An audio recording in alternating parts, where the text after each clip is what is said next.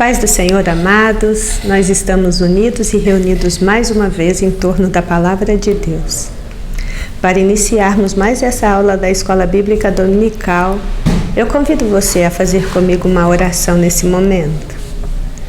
Deus Todo-Poderoso, Pai amado, Deus eterno, puro e santo, em nome de Teu Filho Jesus Cristo, eu apresento a Ti este momento didático, esta aula de Escola Bíblica Dominical, que o Senhor possa trazer entendimento, discernimento, conhecimento e que possamos utilizar tudo isso com sabedoria e na graça do Senhor.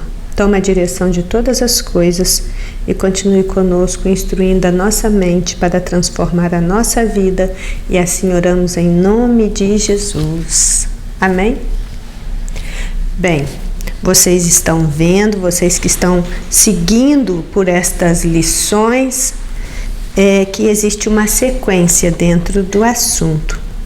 Por 3 domingos consecutivos, nós estudamos os dons espirituais que estão descritos em 1 Coríntios capítulo 12, do versículo 8 até o versículo 10.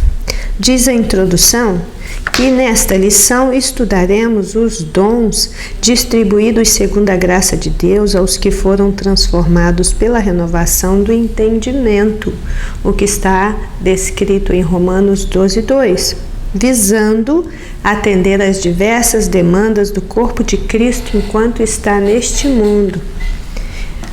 O título da nossa lição é Capacitados para servir uns aos outros. O textual encontra-se em Romanos 12:4, que diz: porque assim como em um corpo temos muitos membros, nem todos os membros têm a mesma operação. E aí o versículo vai seguir, dando continuidade ao assunto. A verdade aplicada diz: devemos ser dedicados e zelosos no uso dos dons, distribuídos segundo a graça de Deus, para o bom desenvolvimento espiritual de cada membro do corpo de Cristo. Estudar esse assunto com aprofundamento faz com que esta verdade se cumpra na nossa vida. Nós, quando paramos para estudar a palavra de Deus, para entender a pessoa e a obra do Espírito Santo, nós estamos sendo dedicados e zelosos. Uma vez conhecedores, nós vamos ter o mesmo zelo e a mesma dedicação no uso dos dons espirituais que são distribuídos para a sua igreja segundo a graça de Deus. Bem, o texto de referência encontra-se em Romanos capítulo 12, do versículo 4 até o versículo 8, e eu vou gastar um tempinho com esta leitura. É importante prestarmos atenção nessa leitura. Diz assim, a partir do versículo 4: porque assim como em um corpo temos muitos membros, e nem todos os membros têm a mesma operação, assim nós, que somos muitos, somos um só corpo em Cristo, mas individualmente somos membros uns dos outros. De modo que, tendo diferentes dons, segundo a graça que nos é dada, se é profecia, seja segundo a medida da fé, se é ministério, seja em ministrar, se é ensino, haja dedicação ao ensino, ou o que exorta, use este dom em exortar. O que reparte, faça-o com liberalidade. O que preside com cuidado, o que exercita a misericórdia com alegria. É isso que nós vamos estudar nesta lição. Esses dons que estão nesta lista de Romanos, capítulo 12, dos versículos 6 até o versículo de número 8. E diz o título da lição, e assim entendemos que é na presença destes dons no corpo de Cristo, distribuído entre os membros deste corpo, é que nós vamos sendo capacitados para servir a Deus primeiramente e depois para servirmos uns aos outros. Então vejamos um pouco daquilo que essa introdução coloca para nós. Esses dons de Romanos 12 são chamados de dons de serviço. Os dons que nós estudamos nas 3 lições anteriores são chamados de dons espirituais, estão distribuídos em 3 categorias. Primeiramente, os dons de revelação, ou os dons de saber sobrenaturalmente, e são sabedoria, ciência e discernimento. Depois estudamos sobre os dons de poder, que é os dons de agir sobrenaturalmente, e nesta categoria nós temos o dom da fé, o dom da cura, o dom da operação de maravilhas e milagres. E na lição próxima, passada, nós estudamos a 3ª categoria destes dons, que são os dons de elocução, os dons de falar sobrenaturalmente. E nesta categoria de dons, nós estudamos sobre profecias, variedade de línguas e a interpretação das línguas. Então, em relação aos dons espirituais, de 1 Coríntios 12, do versículo 8 a 10, nós estudamos em 3 lições passadas. Mas nesta lição, nós vamos dar sequência aos dons do Espírito Santo, agora numa outra lista, a lista que se encontra em Romanos capítulo 12. E aqui eles são denominados como dons de serviço.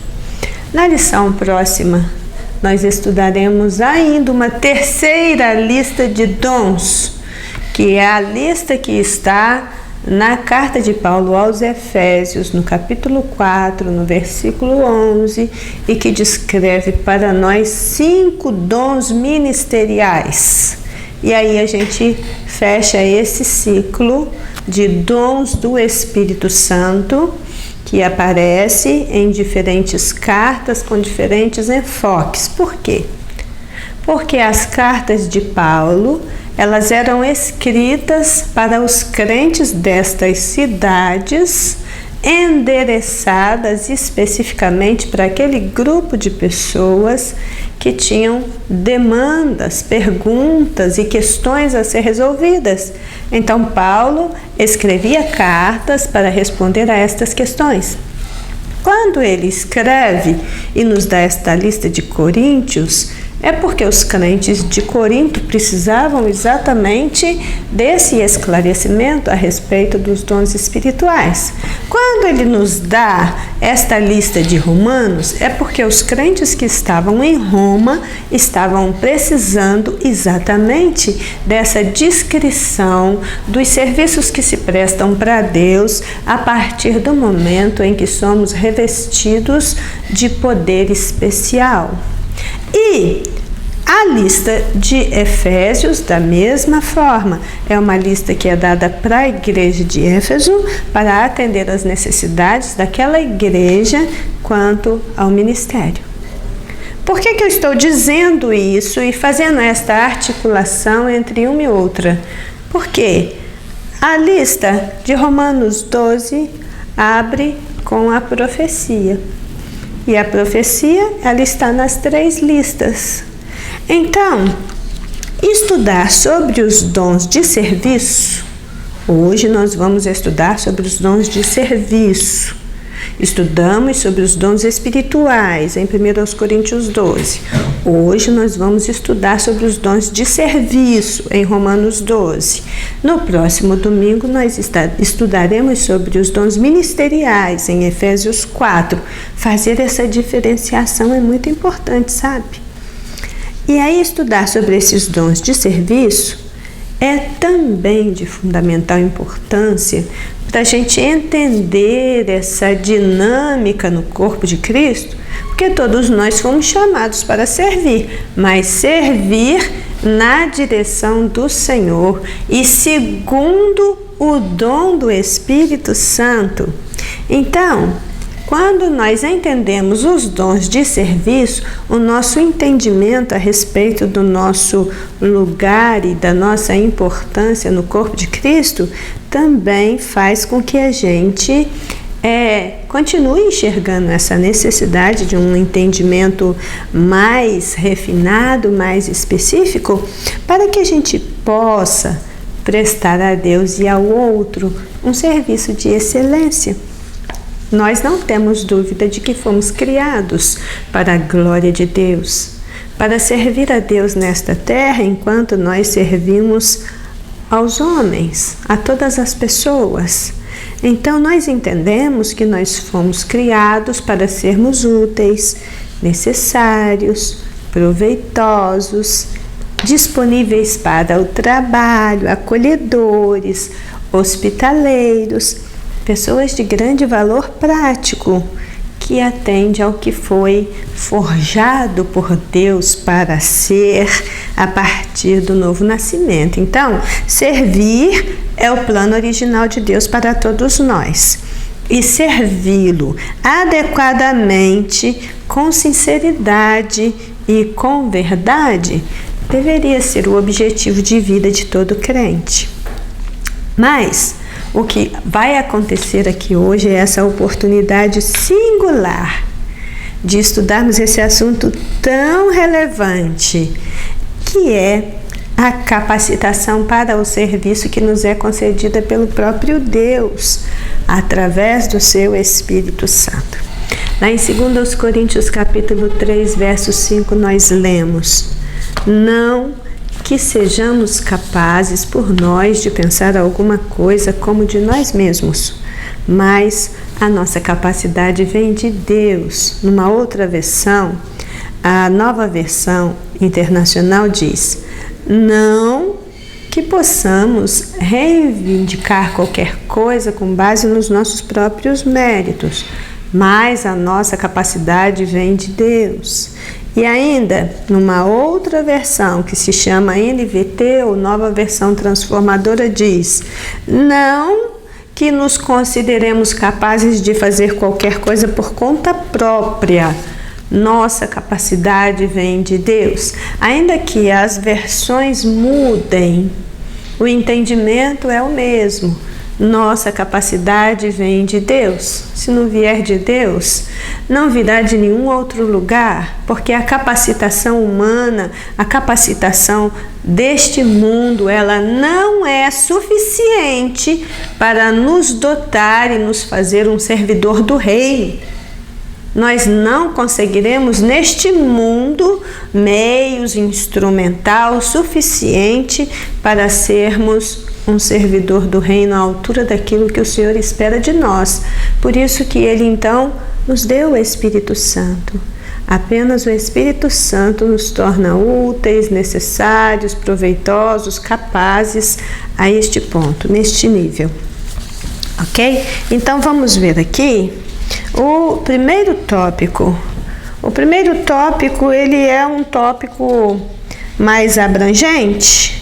Ele vai começar, ele tem esse título, Exercitando os Dons, e ele vai começar explicando um pouco para a gente essa questão do que é dom de serviço. Vamos ver aí tópico 1, Exercitando os Dons. Os dons dados por Deus são para que a igreja cumpra sua missão aqui nesta terra, até que o noivo venha buscá-la.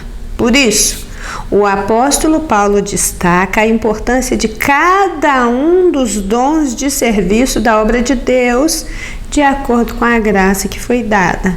Vemos em Romanos 12, do 3 ao 7, o resultado da mente transformada, na maneira como os discípulos de Cristo estão comprometidos a servir no corpo de Cristo com capacitações concedidas pelo Senhor.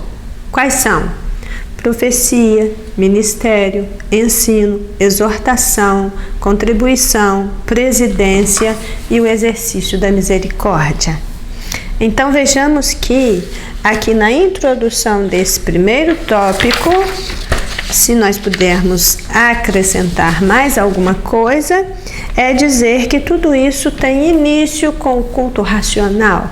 Romanos capítulo 12, versículos 1 e 2 vai dizer: rogo-vos, pois, irmãos, pela compaixão de Deus, que ofereceis os vossos corpos em sacrifício vivo, santo e agradável a Deus, que é o vosso culto racional.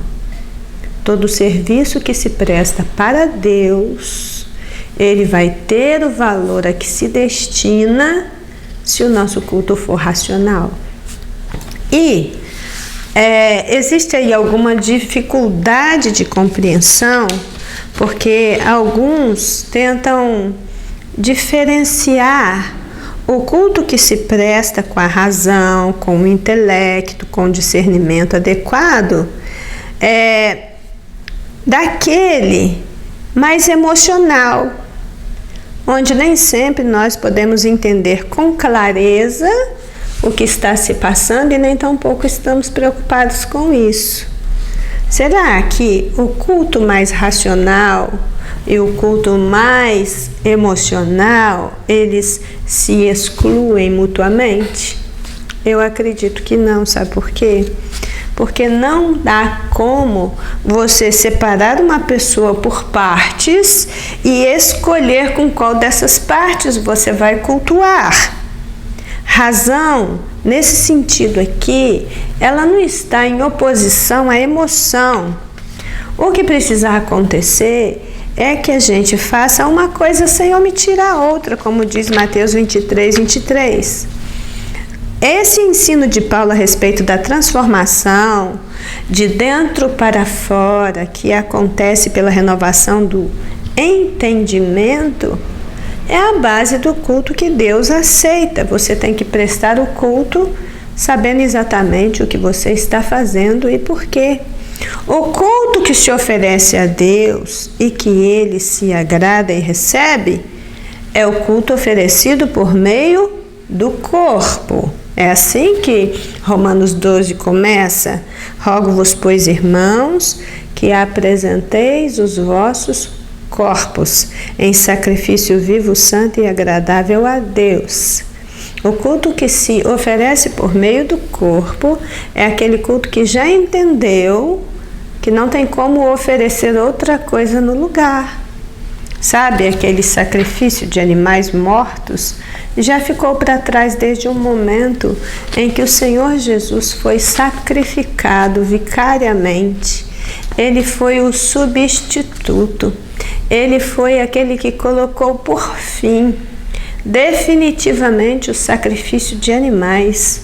Nunca mais um animal morto haveria de ser oferecido em sacrifício e nem tampouco ser aceito por Deus.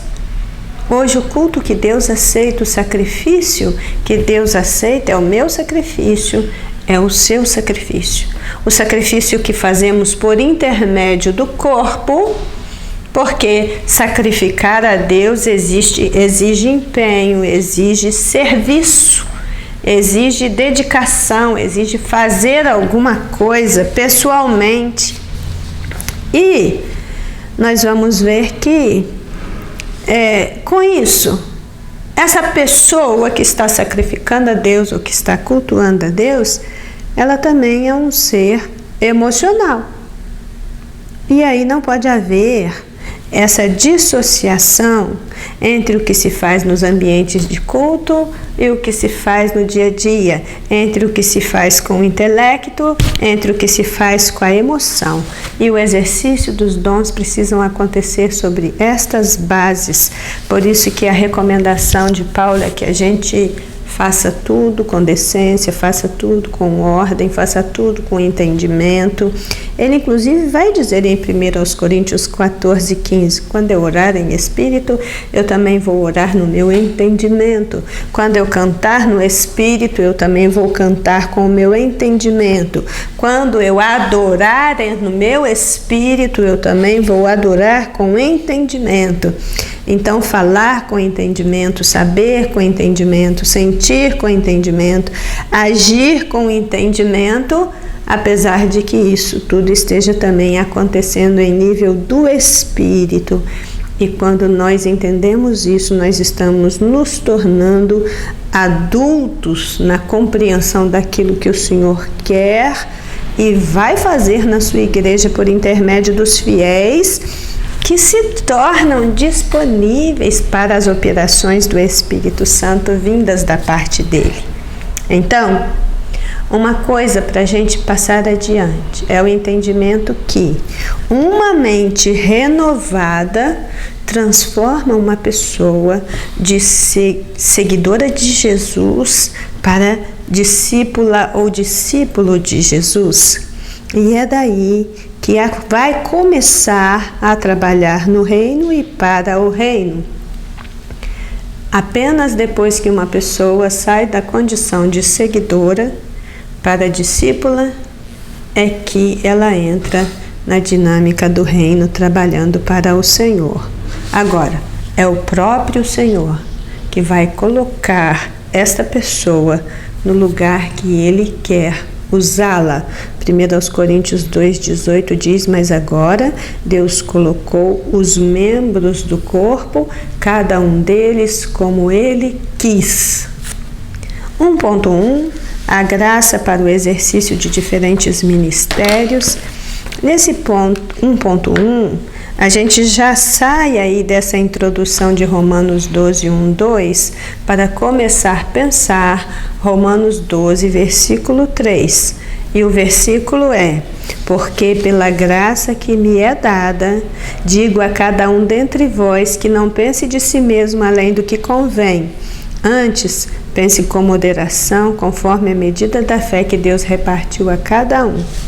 O texto da nossa revista diz que Deus tem derramado o seu Espírito Santo sobre a igreja, capacitando os seus servos com diferentes dons, visando a edificação da igreja.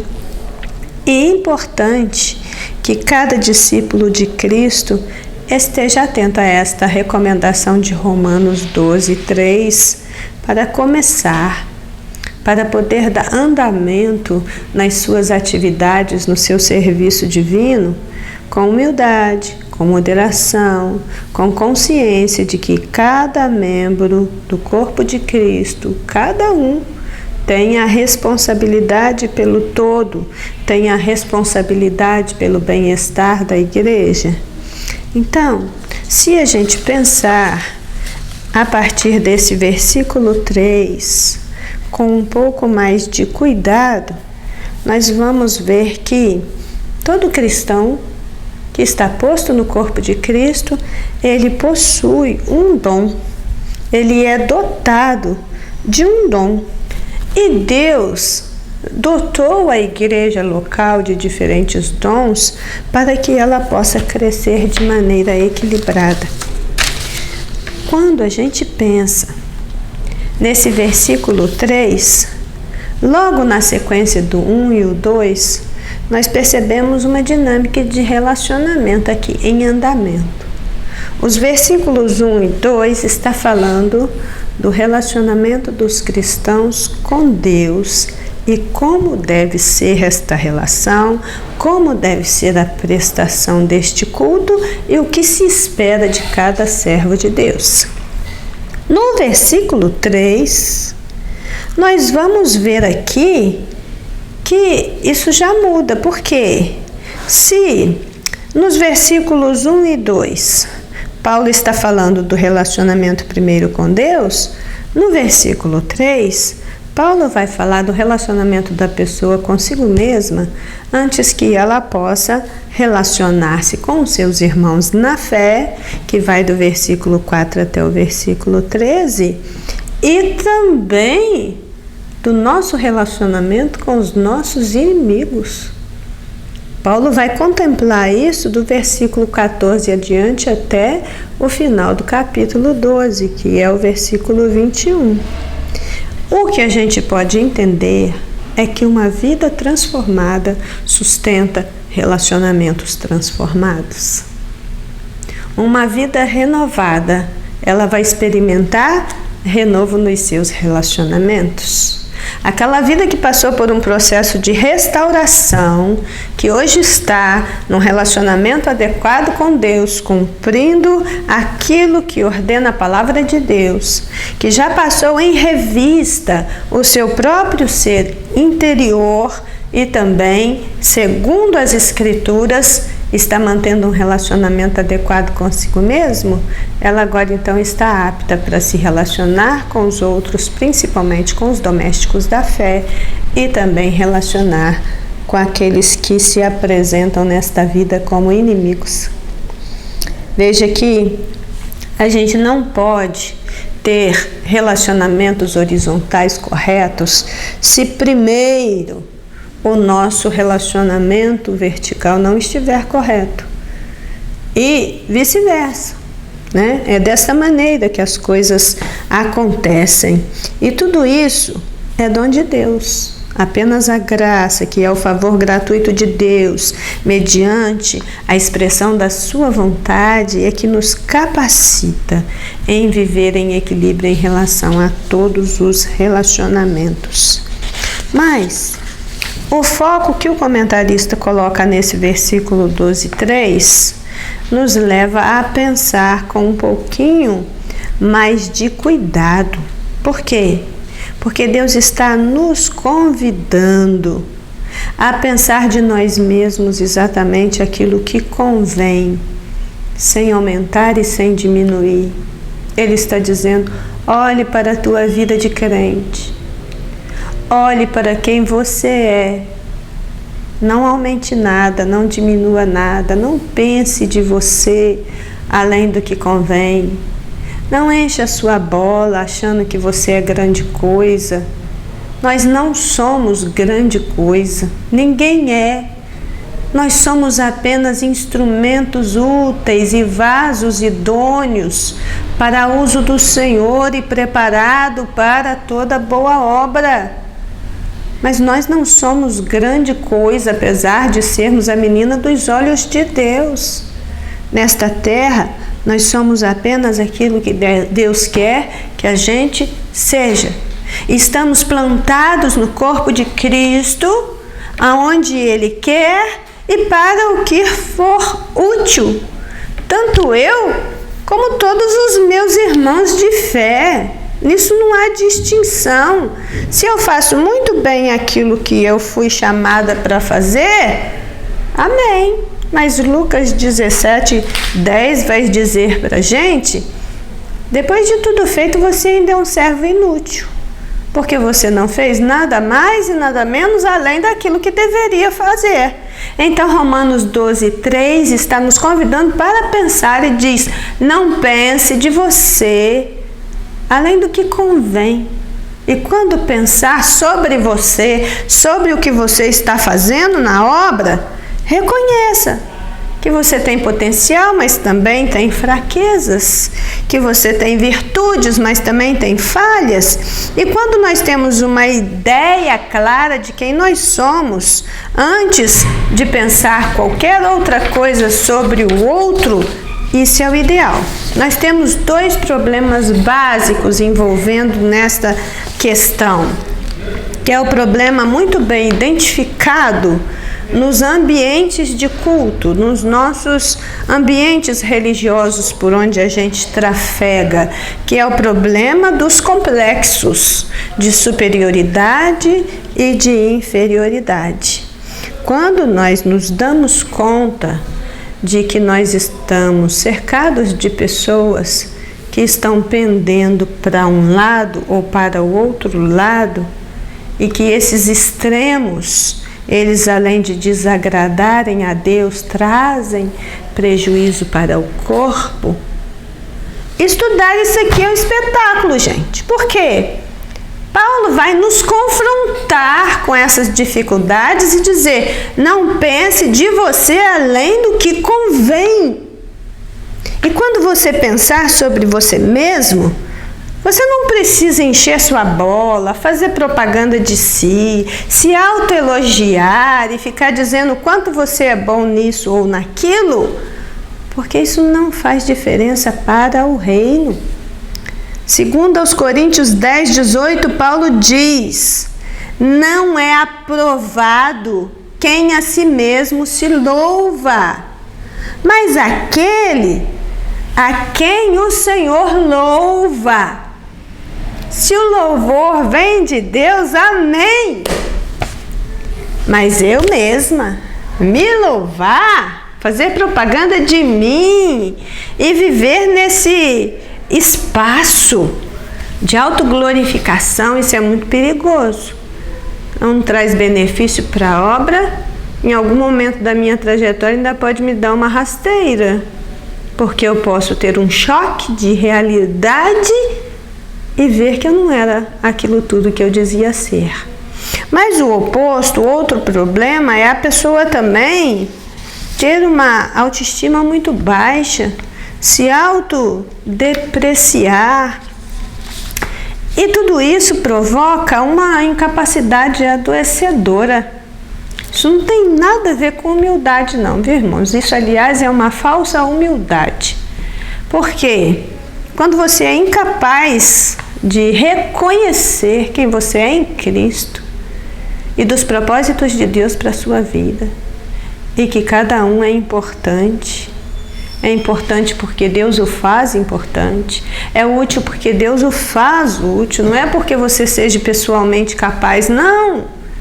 Você vai ter as suas limitações, as suas dificuldades, mas você vai seguir com a vida, glorificando a Deus adequadamente dentro daquilo que Ele te chamou para fazer. Para Deus não tem ninguém maior e nem menor. Para Deus tem vasos úteis e vasos inúteis. Então eu e você que precisamos fazer essa avaliação do nosso relacionamento conosco mesmo e não pensar nem para mais e nem para menos. Paulo chegou nessa conclusão maravilhosa que nós também precisamos chegar. É pela graça de Deus que eu sou o que sou. Então, tudo é pela graça. Nós não temos nada de nós mesmos a este nível. Só vamos pensar de nós mesmos o que convém, com moderação, com equilíbrio, com serenidade na medida da fé, quando formos invadidos pela graça divina que nos permite enxergar com clareza quem somos e o que podemos ser em Jesus Cristo, nosso Senhor. Nesse ponto aqui vale dizer que o mais importante não é o que as pessoas dizem de nós, é o que Jesus está dizendo de nós. Não é o que a pessoa pensa de nós, é o que Jesus está pensando de nós. E eu preciso ter clareza quanto a isso. Bem, se em Romanos 1 e 2 nós tratamos do relacionamento com Deus e do culto que Deus recebe, se em Romanos 2:3 nós temos aí essa questão do relacionamento consigo mesmo, esse assunto ele vai seguir no item 1.2. Por quê? Diz a nossa revista: o apóstolo Paulo nos convida a compreender essa vontade de Deus para que possamos servir a igreja de conformidade com a capacitação recebida do Senhor. Efésios 5:17. Cabe lembrar que somos vocacionados para vivenciar o amor de Deus em nós, em todo o tempo, em todo lugar, amando e servindo a todos à nossa volta para a glória de Deus. Bem, aqui já começa novamente falar sobre a necessidade de usar o dom para a edificação da igreja. Tirando do dom de variedade de línguas, que está posto em 1 Coríntios 12:10, que é um dom para a edificação pessoal, todos os outros dons são para a edificação coletiva, é para a edificação do corpo de Cristo. E aqui a gente continua esse assunto, né, quando a gente fala dos dons de serviço usados para a edificação do corpo de Cristo, pensando que realmente nós não podemos deixar que esse desejo de autoafirmação, de autoengrandecimento e que o intento de agradar a nós mesmos nos traga prejuízo. Na verdade, a nossa maior preocupação deve ser a de agradar a Deus e aos outros. Quando eu estou mais preocupada de agradar a Deus e de agradar aos outros, realmente eu não vou ter aqueles problemas sérios que às vezes dividem o corpo, que é o resultado de relacionamentos adoecedores dentro do corpo de Cristo. Nós vamos ver aqui que quando nós deixamos de lado o desejo de agradar a nós mesmos e começamos a investir em agradar a Deus e aos outros, nós somos libertos dessas cadeias do orgulho pessoal. E uma pessoa que já não está mais focada naquilo que o outro está pensando a respeito dele, ou naquilo que vai repercutir na sua imagem pessoal, ela então se liberta desse orgulho pessoal. Se você não está preocupada em se engrandecer, você também dificilmente vai ser ofendido, vai ser humilhado. Você não está preocupado com aquilo que vem para você como resultado das suas ações. O que você quer é ser agradável a Deus. Nesse processo de tentar agradar a Deus, nós vamos sim desagradar muitas pessoas, mas a marca da alma serena é a ausência de esforço, ou pelo menos deste impulso exigente de querer fazer tudo ao próprio modo. Quando nós decidimos depositar os nossos interesses pessoais na mão de Deus, para que Ele administre e oriente os nossos interesses, então nós alcançamos aquele estado ideal de descanso e de repouso. E depois de ter feito tudo, o que me resta é descansar. Se não há nada mais que eu possa fazer, então eu agora vou descansar no Senhor e esperar nele. É para isso que servem esses dons de serviço. Nós somos chamados para servir e trabalharemos para o Senhor até onde pudermos, fazendo o que der para fazer, o que estiver na medida das nossas forças. Enquanto eu estiver neste objetivo, o trabalho vai fluir. E eu preciso realmente ter esta visão adequada de para quem eu estou trabalhando e a quem eu estou servindo. Eu não posso trabalhar em função dos meus interesses. Eu preciso trabalhar em função dos interesses de Deus. Ok? Então começa aqui o serviço que se presta para Deus na lista de Romanos 12, com o item 1.3, que nos fala sobre o dom de profecia a serviço da igreja. O que essa introdução desse item 1.3 fala conosco? Que o dom de profecia está presente nas 3 listas: a de Romanos, a de Coríntios, a de Efésios. E se eu leio Romano 12:6, aqui diz que o dom de servir como profeta, ele está no sentido mais abrangente do termo. Em 1 Coríntios 8:10, nós temos uma referência ao dom de profecia.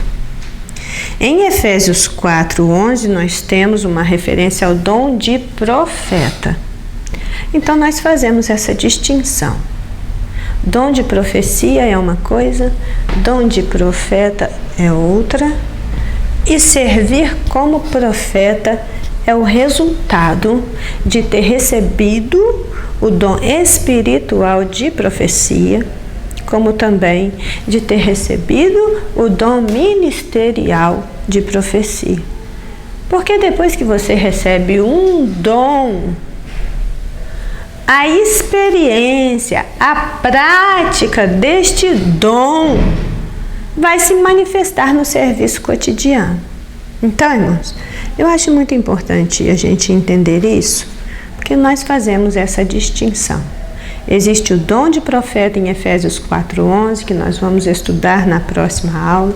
Existe o dom de profecia, que nós já estudamos nas 3 aulas passadas, mas existe o serviço do profeta.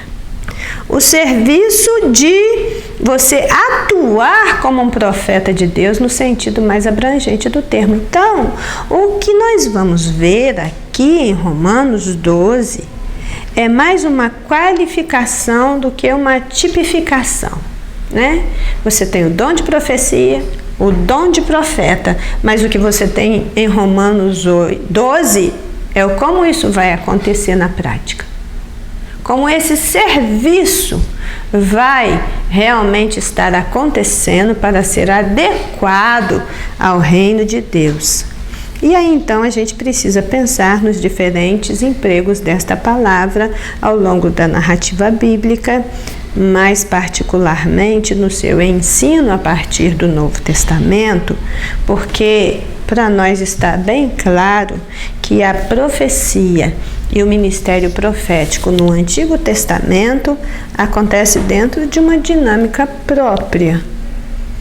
Em chegados os tempos do Novo Testamento, essa questão da profecia, do ministério profético, segue através de uma outra linha interpretativa.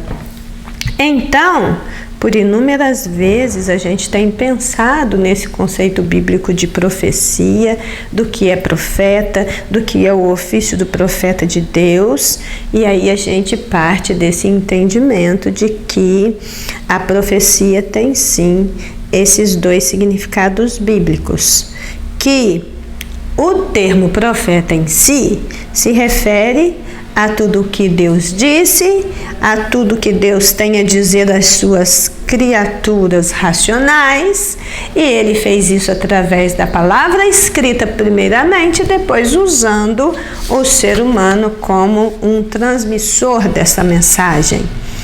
Então, como revelação específica de Deus para a humanidade, a Bíblia toda é um livro completamente profético, e nós vamos ver uma descrição disso em 2 Pedro, capítulo 1, dos versículos 19 a 21.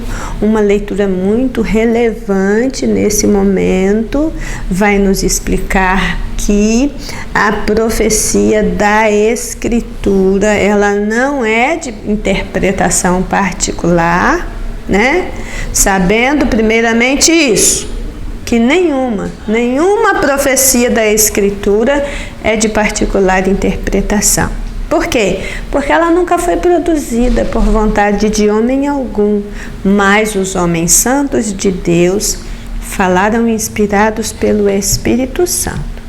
Então nós temos que ter esse entendimento de profecia, de ofício e de ministério profético no Antigo Testamento, de profecia, de ofício, de ministério profético no Novo Testamento, e também na nossa própria geração, como que isso é transportado do mundo bíblico para a nossa geração na atualidade. E aí, nós vamos ver que, como profetas de Deus nesta geração, nós precisamos saber, antes de tudo, que a mensagem não é nossa. A mensagem não é produzida por nossa vontade. Nós não podemos interpretar a Bíblia livremente e falar do que a gente quiser falar. Ou nós nos prendemos ao conteúdo da palavra de Deus, àquilo que a Bíblia está dizendo, ou nós não seremos profetas de Deus. Se Deus não disse, nós também não vamos dizer. Se não está escrito, eu também não posso inventar, porque as nossas palavras nem de longe têm poder para transformar, para vivificar. Quanto muito terá alguma influência nas atitudes externas mas nunca em mudanças internas. Então, a profecia inclui sim uma predição quanto aos acontecimentos futuros, isso é fato, mas quando a gente pensa na profecia enquanto dom de serviço, a gente vai entender que é realmente continua sendo esse discurso inspirado. É um discurso inspirado por Deus, é uma comunicação de revelações da verdade da parte de Deus, segundo a sua soberana vontade, para fins específicos, com propósitos que somente Deus sabe da sua extensão e abrangência. Nós podemos entender que tal profecia, enquanto serviço da maior relevância que se presta para Deus, geralmente significa o dom de exortar, o dom de expor as Escrituras. Então eu entendo que profecia como serviço é a pregação da palavra de Deus hoje por mim e por você. O que Paulo está ensinando aos romanos, quando ele diz se é profecia, que seja segundo a medida da fé, isso nos esclarece uma coisa de grande relevância. Por quê? Se você está servindo a Deus como profeta, se você já recebeu o dom de profecia de 1 Coríntios 12, ou o dom de profeta de Efésios 4, e agora você vai servir a Deus como profeta na sua geração, a prescrição ainda continua a mesma. Tem que ser na medida da fé. Só que a palavra fé aqui, lembra quando a gente estudou o dom da fé? Lá, quando a gente estudou os dons de poder, na segunda lição sobre os dons de Coríntios 12, a palavra fé aqui, ela tem um significado muito específico. Não é a fé para a salvação, né? Não é aquela fé que você tem para mover montanhas. É a fé enquanto doutrina. A palavra fé aqui, ela é uma referência ao conteúdo da Escritura. Então, se você quiser servir como profeta, tendo recebido de Deus o dom da profecia, o dom de profeta, então isso tem que ser de acordo com o conteúdo da Escritura. Isso é a mesma coisa que nós lemos em Gálatas 1:3, que fala da fé como doutrina, ou que Judas está falando quando lá ele está animando os crentes a batalhar pela fé que uma vez foi dada a todos os santos. Ele está animando os crentes a defender a fé toda, a Escritura toda. A toda a Escritura divinamente inspirada. Então, o profeta de Deus é aquele que abre a Bíblia Sagrada, que expõe as Escrituras, que aplica as Escrituras ao cotidiano, fazendo uso exclusivo da palavra de Deus no exercício do seu dom profético, se comprometendo a dizer o que Deus disse, a mostrar o que Deus mostrou, a explicar aquilo que Deus quer fazer entender, enquanto ele mesmo se dispõe a viver a vida que Deus quer e tem para ele. Irmãos, isso é tão sério, porque quem fala a palavra de Deus, em nome de Deus, ele está vedado, ele está proibido a ir além do que está escrito, como também não deve ultrapassar aquilo que Deus lhe mandou falar. É na medida da fé, é na medida do dom de Cristo, é na medida que Deus tem para ele naquele momento. Isso porque quem está na incumbência, quem está na posição de profeta do Altíssimo, com esta responsabilidade de transmitir a mensagem divina, tem que ter compromisso com Deus e com a sua palavra. Não fala de si mesmo, não entrega interpretações fantasiosas, não acrescenta nada, não tira nada. Se a Bíblia diz, ele diz. Se a Bíblia não diz, ele não diz. Isso é ser profeta do Altíssimo. Isso é ser profeta que traz a palavra do Senhor para o centro da sua mensagem e se mantém nela. Ele não fala o que quer, não manipula a palavra, não acha, não cria situações. E aí a gente tem uma série de versículos bíblicos respaldando esse entendimento. O que Deus tem na sua palavra é tanta coisa e é tão grandiosa, é tão esclarecedora, é tão edificante, que só deixar a palavra dizer o que ela tem para dizer é o suficiente. E aí, irmãos, quem deixa a palavra para dizer o que quer, mesmo quando a Bíblia não diz, não conhece a palavra, não entende o valor da palavra e nunca esteve no conselho do Senhor, como diz Jeremias 23, 22. É isso que esse item 1.3 está nos dizendo primordialmente, primariamente. Servir a Deus como profeta é se manter no estreito limite da palavra de Deus. Se a Bíblia não diz, eu não digo. Eu também não tiro nada, eu não acrescento nada.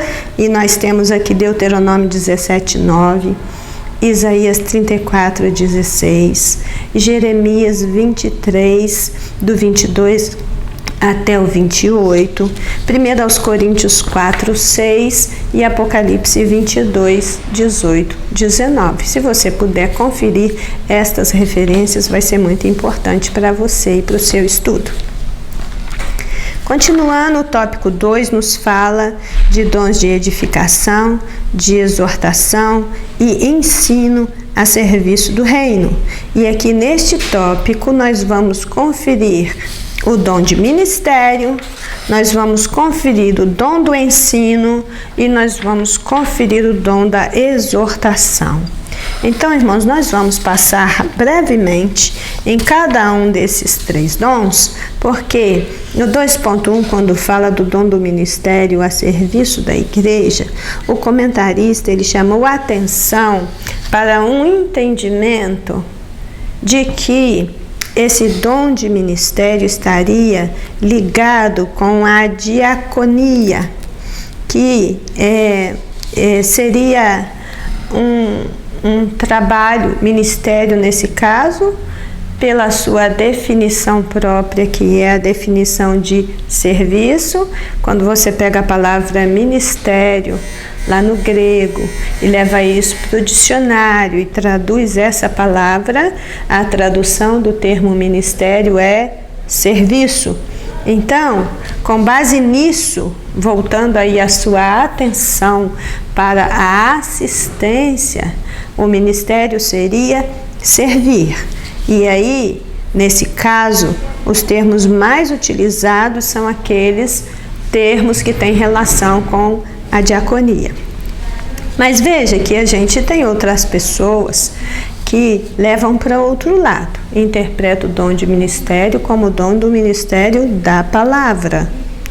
Mas se a gente pensar nesse versículo que o comentarista trouxe de Romanos 15, 25, onde diz: mas agora eu vou para Jerusalém para ministrar os santos, nós podemos entender que verdadeiramente Paulo está usando a palavra ministério aqui como diaconia, como assistência, porque o versículo 26 que vem em seguida, ele diz: eu estou indo para Jerusalém porque pareceu bem a Macedônia e a Acaia fazer uma coleta para os pobres dentre os santos que estão em Jerusalém, e eu estou indo lá para ministrar a estes santos. Então, a gente entende que neste caso de dom de ministério, se é para ministrar, olha aí o que diz, que se é ministério, que seja em ministrar. Se é ministério, se é diaconia, que seja para assistir ao outro na sua necessidade. É isso que a gente está entendendo. E a gente entende também que um ministro ou uma ministra de Deus é alguém chamado para uma posição de responsabilidade, para servir ao Senhor e à sua obra. Isso fica muito claro e muito bem demonstrado nas diversas passagens em que a gente tem aí esta explicação mais clara. O conceito bíblico de ministério, e é isso que eu preciso deixar gravado aqui para vocês, é que ministro é aquela pessoa que foi separada para prestar a Deus um serviço ou às pessoas, tá? Então, a palavra ministério, como utilizada nas cartas paulinas, enquanto dom, tem mais a ver com serviço do que com ofício. Ainda que alguns levem para esse lado do ofício, né? Que seria, por exemplo, a dedicação ao ministério da palavra. Paulo nos conduz a pensar também nessa questão da prestação de serviço e principalmente serviços assistenciais. Quando fala no 1.2, os dons no 2.2. O 2.1 foi ministério, o 2.2 é sobre o dom de ensinar. Irmãos, ninguém duvida de que ensinar na igreja é um serviço de excelência que se presta para Deus e para o próximo. Não há dúvida quanto a isso. Ensinar, muita gente ensina. Ensinar, nós temos hoje uma diversidade enorme de pessoas no corpo de Cristo ensinando diferentes coisas, mas a gente percebe onde há um dom verdadeiro. A gente percebe que verdadeiramente há aqueles que entregam a sua vida para o ensino. Por quê? Porque elas foram colocadas no corpo de Cristo com essa função. Essa é a função delas, é isso que ela está fazendo ali. Então, quem tem condição de cumprir a sua função no corpo com excelência, vai se esmerar naquilo que faz. Então, se é ensino, que haja dedicação no ensino. E aí a revista vai dizer que o dom de ensinar é a competência sobrenatural produzida pelo Senhor para ensinar as verdades sagradas da palavra de Deus. E desta forma somos levados a ver o apóstolo Paulo orientando aos capacitados por Deus para o ministério de ensino, de que devem empenhar-se para cumprir um tão nobre serviço. E aí nós reconhecemos o valor, a importância, a riqueza de uma igreja que se preocupa com o ensino da sua membresia. Veja, uma coisa simples, mas importante de se entender: não há santidade fora da verdade. Ok? Isso é algo simples que nós entendemos. Não há santidade fora da verdade. Por outro lado, não há conhecimento da verdade sem ensino. Então, se não houver ensino adequado, ensino amarrado, embasado nas Sagradas Escrituras, a santidade vai ficar comprometida, porque não há santidade fora da verdade. Ok? Esse é um ponto importante para a gente entender quando se trata da importância do dom no ensino, no desenvolvimento do corpo de Cristo a serviço do reino de Deus na igreja. Mas existe aí um outro dom, que é o dom de exortar. Veja que a revista vai dizer para a gente que a palavra grega para este dom é paraklesis, que constitui chamado ao lado, consolar, advogar, animar, confortar. Na Bíblia fica muito claro, visível, que existe um diferencial entre exortar e ensinar. Nesse sentido, a gente pode exemplificar que o ensino e a capacidade dada por Deus para auxiliar o crente a entender a palavra de Deus. Mas já a exortação é o poder oferecido por Deus para que o crente pregue a palavra a ponto de alcançar abertamente o coração, fazendo com que este, ao ser exortado, passe a ter um maior compromisso com o reino de Deus. Veja que o nosso problema com esse dom é que a gente não tem uma definição clara do que seja a exortação. Toda vez que esta palavra é utilizada, a gente entende o dom de exortação com correção, com reprimenda. Quando a gente fala em exortação, essa palavra é meio pesada. A gente associa a exortação à advertência severa, à repreensão, à censura, à reprovação. E não é isso. Nem lá na definição do termo a gente não encontra isso. Exortar não é censurar, não é repreender. Exortar é encorajar. E aí é ajudar a levantar quem está caído, é consolar quem está triste, é fortalecer o fraco. Isso é exortar, dar possibilidade ao outro para que a palavra de Deus se cumpra na vida dele, quando ele não está conseguindo sozinho. Então, exortação, irmãos, é cuidar de gente. Exortar é isso, é cuidar de gente. E então, enquanto você faz isso, você vai ver duas coisas interessantes em relação a esse dom na atualidade, de acordo com a nossa visão de mundo nesse tempo presente. Nós temos aí o conhecimento de duas palavras muito importantes que nós sabemos que precisam ser encontradas na comunidade dos fiéis. A primeira delas é simpatia. Se exortar significa encorajar, se exortar significa fortalecer, ajudar, essas duas palavras vão fazer diferença. A palavra simpatia, ela significa comunhão de sentimentos. Isso porque esse termo sim significa junto. A palavra pathos significa sentimentos. Então, simpatia é a comunhão de sentimento, é aquela capacidade de sentir o mesmo que o outro está sentindo, de ser afetado pelos sentimentos alheios. Mas nós temos também, hoje muito falada, mas pouco compreendida, é a palavra empatia. A palavra empatia, ela traz um significado mais intenso do que a palavra simpatia, porque enquanto simpatia significa comunhão de sentimento, estar junto com o outro, estar ao lado do outro, naquele momento em que ele está precisando dessa afeição, dessa acolhida, a palavra empatia, ela tem mais a ver com paixão. Ela diz mais sobre o estado de emoção.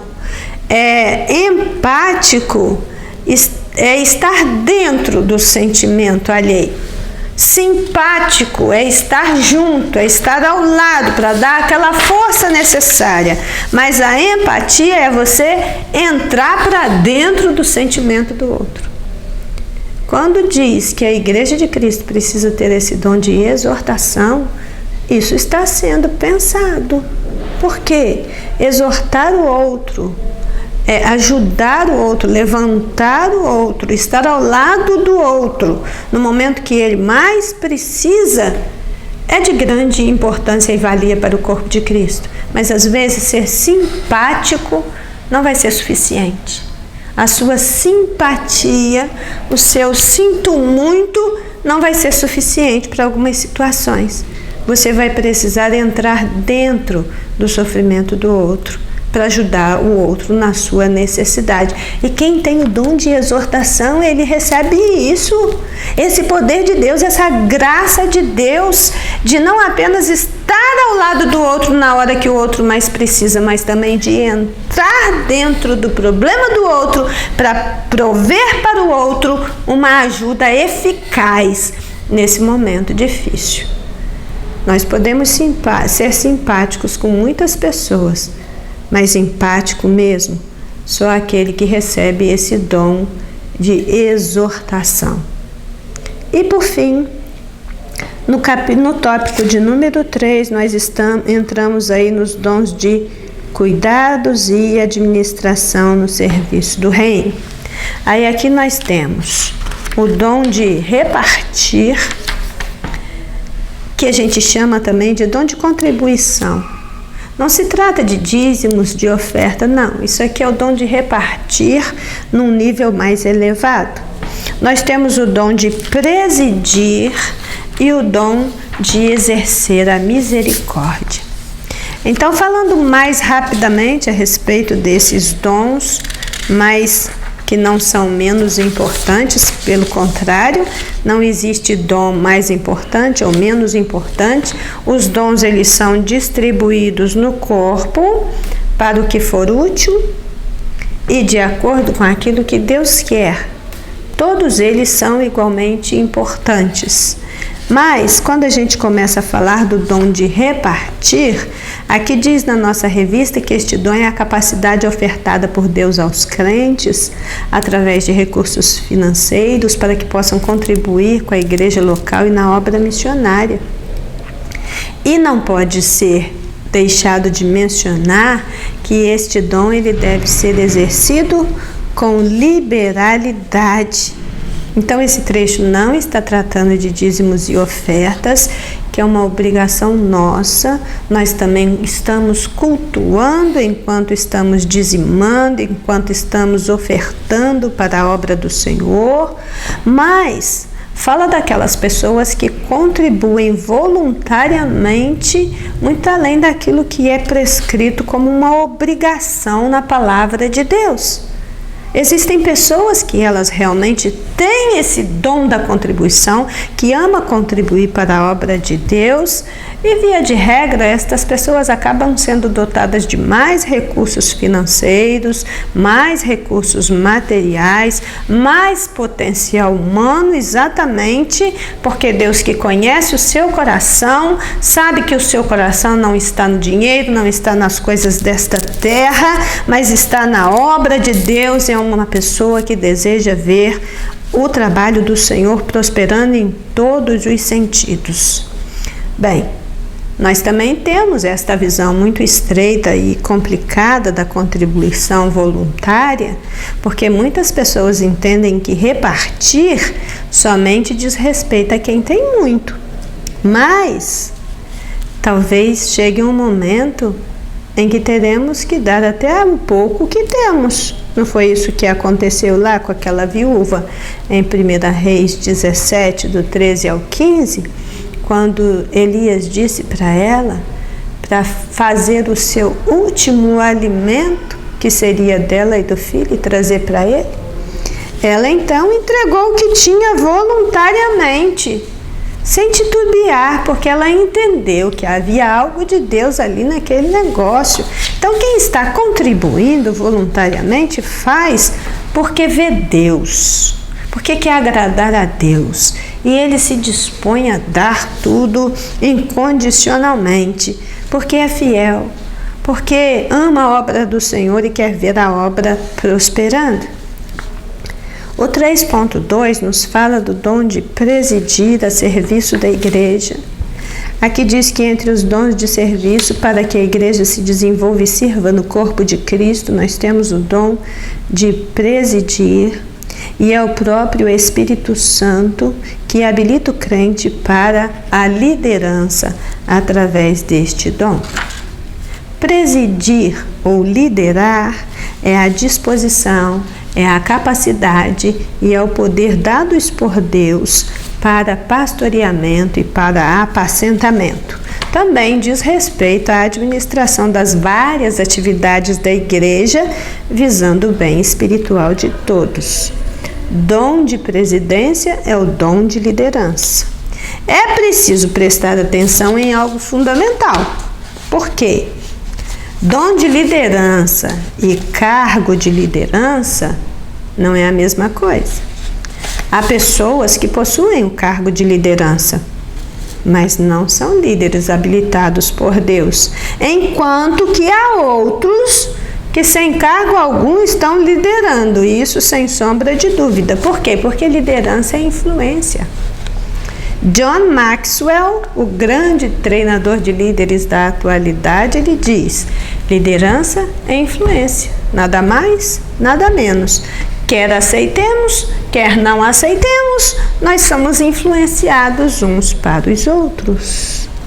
Mas veja você, aqui está se falando de um dom, o dom de presidir. Um líder nunca é neutro.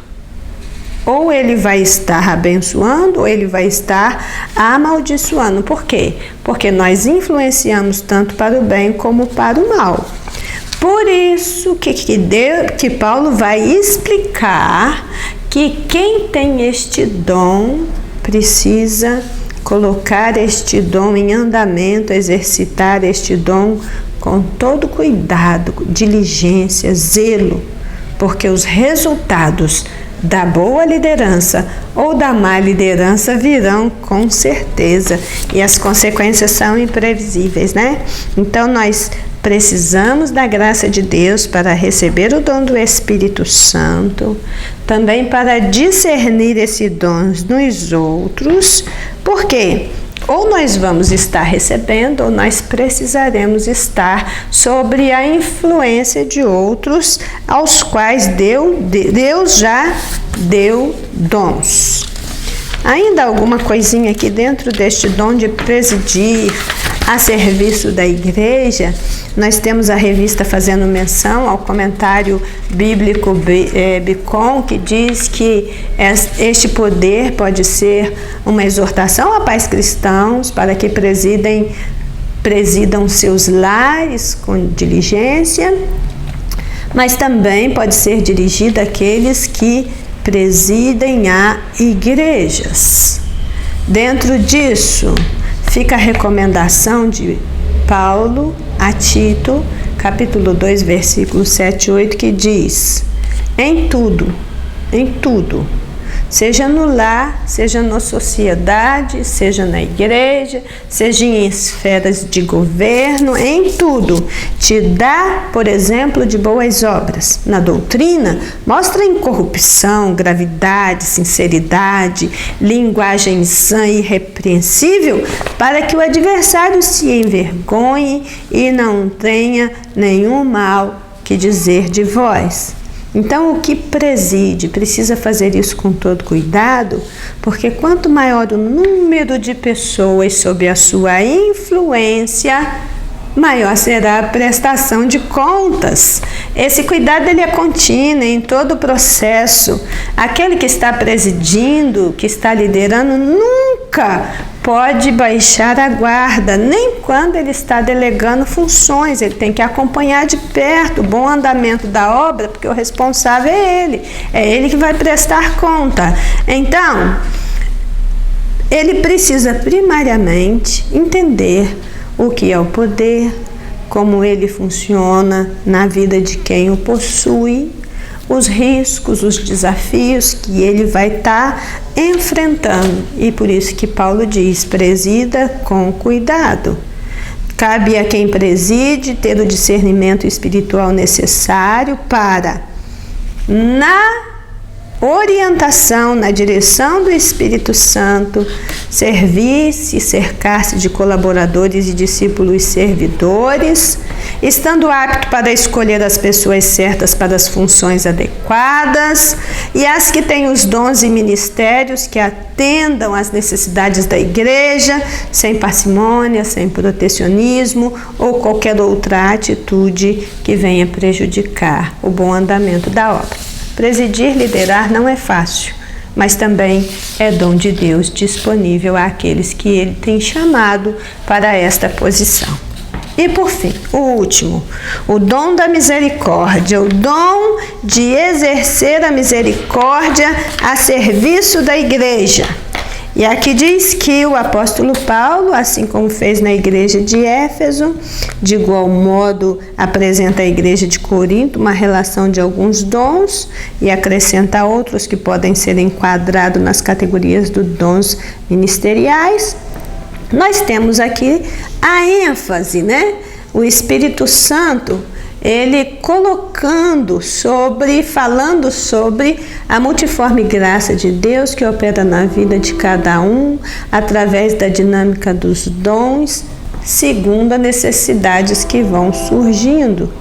Uma dessas necessidades é o exercício da misericórdia a serviço da igreja.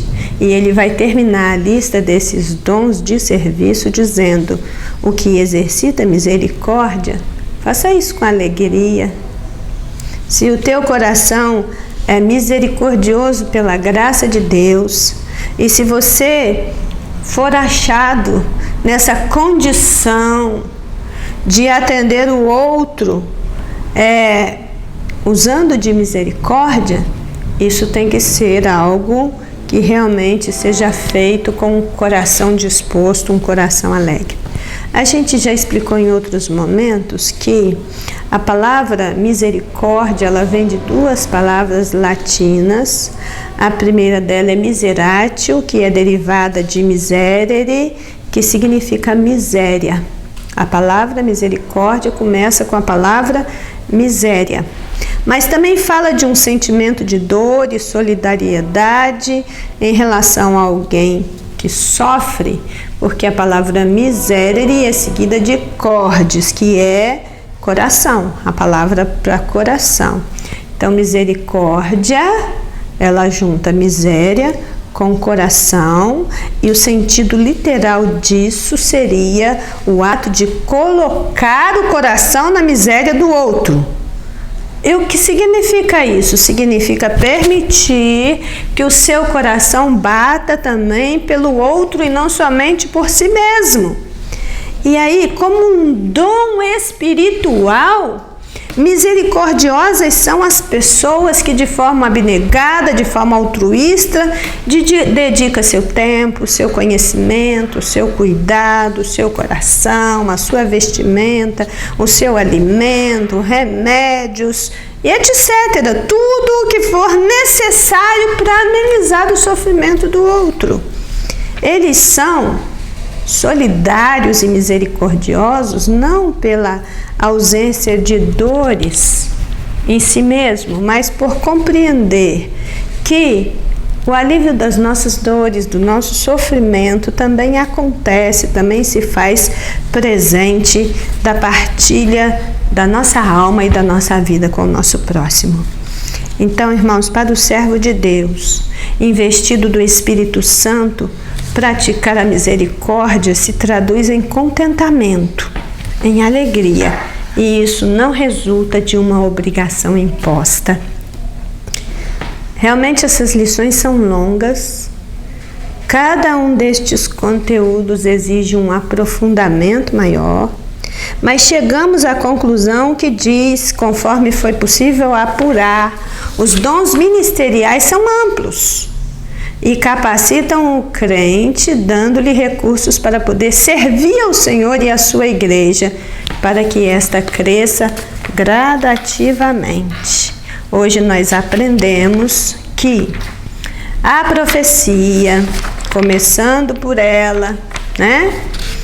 Nós vamos ver aqui, começando pela profecia, nós vamos passar para os dons de ministério, os dons do ensino, a exortação, a contribuição, a presidência ou liderança e o exercício da misericórdia. Em toda esta lição, nós vimos que a verdadeira grandeza do crente está em servir. Se você recebeu o dom espiritual de profecia, ou se você recebeu o dom de profeta, este dom vai se revelar no seu dia a dia como um discípulo servidor. Por isso o Senhor nos capacitou com dons, para que possamos servir ao corpo de Cristo e aos nossos semelhantes. Amém, igreja? Então agradecemos a Deus por mais essa lição, que o Senhor fale aos corações. Vamos agora fazer essa breve oração de encerramento, para que o Espírito Santo solidifique esse ensino na sua mente, no seu coração. Deus, muito obrigado por esse momento passado com a Tua Palavra. Muito obrigado por esses instantes em que o Senhor nos instruiu, e nós pedimos que o Senhor nos ajude a entender isso com mais clareza, o que é uma coisa, o que é outra coisa, como isso está disposto na Tua Palavra, como eu devo fazer isto, como eu devo prosseguir com a minha vida de fé, agradando ao Senhor em tudo, Nós estamos aqui, Senhor, dispostos a receber os dons que o Senhor tem para cada um de nós, mas sabemos que o Senhor distribui os dons nos membros do corpo como o Senhor quer e para o que for útil. Eis-me aqui, Senhor, para ser útil à tua causa nesta terra. Faça de mim o teu querer e de cada um dos nossos ouvintes que nesta manhã também se dispõe a servir ao Senhor com alegria e inteireza de coração. Assim oramos em nome de Jesus. Amém.